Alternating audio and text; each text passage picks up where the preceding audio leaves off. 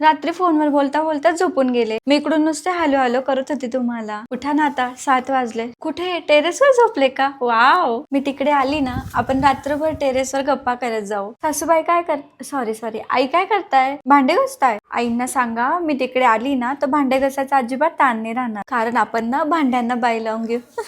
तुम्हाला कोणत्या भाज्या आवडतात मला व्हॉट्सअप करा, मी मम्मीकडून सर्व शिकून घेते. अहो ऐका ना, टॉयलेट रिपेअर करून घ्या, मी बाहेर नाही जाणार. मी फोटो मध्ये छान दिसते का रिअल मध्ये? तुम्ही दोघांमध्ये. मला एक गोष्ट सांगू, प्रॉमिस करा फोनवर बोलताना अजिबात बाईक चालवायची नाही. तुम्ही मला जेव्हा पाहायला आले होते तेव्हा माझ्या हाताचे पोहे आवडले होते का? लग्नाला 3 पीस? नाही 3 पीस नका घेऊ, शेरवानी घ्या चॉकलेटी कलरचा, म्हणजे आपल्या दोघांचा सेम होईल. तुम्ही तुमच्या मित्रांना पण टाइम देत जा, नाही तर ते म्हणतील वहिनी आली आणि हा भाऊ आम्हाला विसरलाच. ऐका ना, आपण हनीमूनला सापुताऱ्याला जायचं.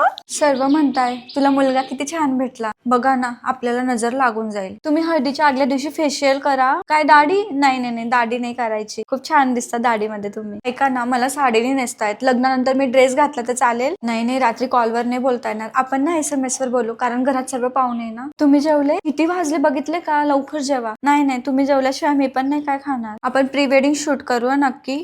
आपण लग्नात ना बुलेटवर एंट्री मारू, किती भारी वाटेल ना. आपण सप्तपदीला पण सेमच घालू. तुम्ही ना पिंक कलरचा कुर्ता घेऊन ठेवा, मी आज तुम्ही दिलेली साडी घातली. हो नक्की फोटो पाठवते तुम्हाला.